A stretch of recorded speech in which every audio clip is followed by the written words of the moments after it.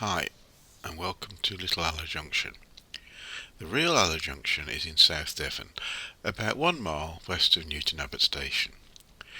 There was quadruple track from Newton Abbot to the junction, where the tracks to Torbay separated from the tracks to Plymouth and Cornwall. There are still 4 tracks from Newton Abbot today, but the junction is now closer to the station, and what was a junction is now merely a divergence. The farm access bridge at the right of the layout lasted until a few years ago, when it was demolished to make way for the new dual carriageway which now runs close beside the railway. The tunnels at the left hand side of the layout never existed in real life, but I had to finish the scenic section off somehow. The point work on the layout represents the track as it was from 1925 until 1987.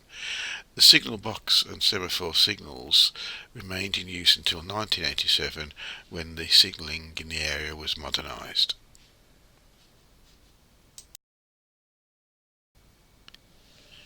The layout was designed to fit into the back of a hatchback in order to make it cheap and easy to transport to exhibitions. This dictated the size of the layout, which is 7 feet long by 3 feet 2 inches deep. The layout was planned using AnyRail software. One of the challenges was to get sufficient height difference between the tracks at the left hand side of the layout to allow trains on the tracks at the front to pass underneath the tracks at the back in the storage sidings. There is only a short distance available, and gradients have to be kept as gentle as possible. The solution was to make the Torbay line drop after the junction while the Plymouth line rose. In reality, the tracks to Torbay rise after the junction, and the line to Plymouth drops just a little before the steep climb known as Dayton Bank commences. Open baseboards were used for this layout. An open framework is made with cross members profiled to support the track base and the known scenery requirements. This helps to provide the effect of a railway being built through the scenery rather than the scenery being built around the railway. The AnyRail software was able to provide spot heights for the track at various points in order to allow the cross members to be profiled to the correct height to support the track base. The scenery was constructed in a traditional way: wire mesh covered by papier-mâché, followed by white filler. This was then painted and greenery added. I found the static grass gave quite a pleasing effect. A photo of the actual place was used for the back scene. This was edited to remove most of the modern additions and also adjusted to make it fit the baseboard length. The scenery was then made to blend in with the back scene. Trains run from the storage sidings through the junction and back to the storage siding they came from. Operation is quite simple. Each storage siding is numbered, and there is a numbered button on the control panel to match each siding. Just pressing the required button on the control panel changes all of the points for the train in that storage siding to run through the junction and then onto the storage siding it came from.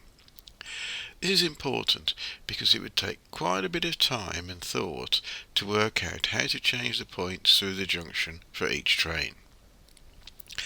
Control of the layout is simple analog with pico point motors on the points.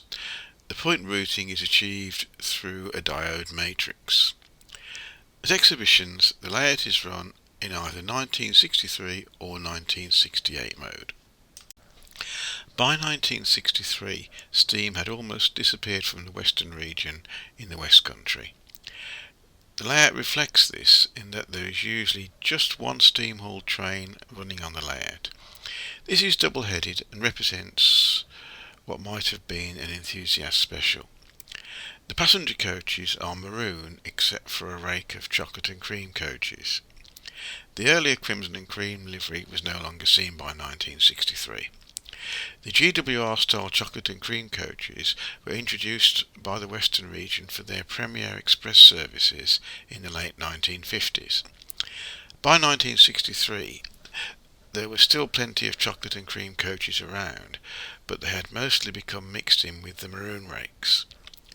On the model I have kept one full rake of chocolate and cream coaches because it makes a nice contrast to the maroon sets.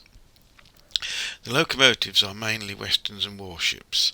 At this time all of the warships were green and most had been given yellow warning panels. The Western liveries were much more varied. Most were painted maroon, but a small number were painted green from new. There were also two unique Westerns around at this time, D1000 in desert sand livery and D1015 in golden ochre. All of these liveries, including the two unique ones, appear on the layout. The local passenger services consist of non-corridor coaches hauled by smaller diesel hydraulics. By 1963 most local trains were served by DMUs. You may see a rail car passing through the junction towards Torbay. This was used to provide the passenger service on the Brixham branch during the last years of its existence. You will also see a number of freight trains passing through the junction. These have been put together to represent the trains that would have been seen passing through the real Aller Junction at this time. There is a fairly long train of vans heading west. This train also includes a few other types of wagon, such as the Class B oil tankers.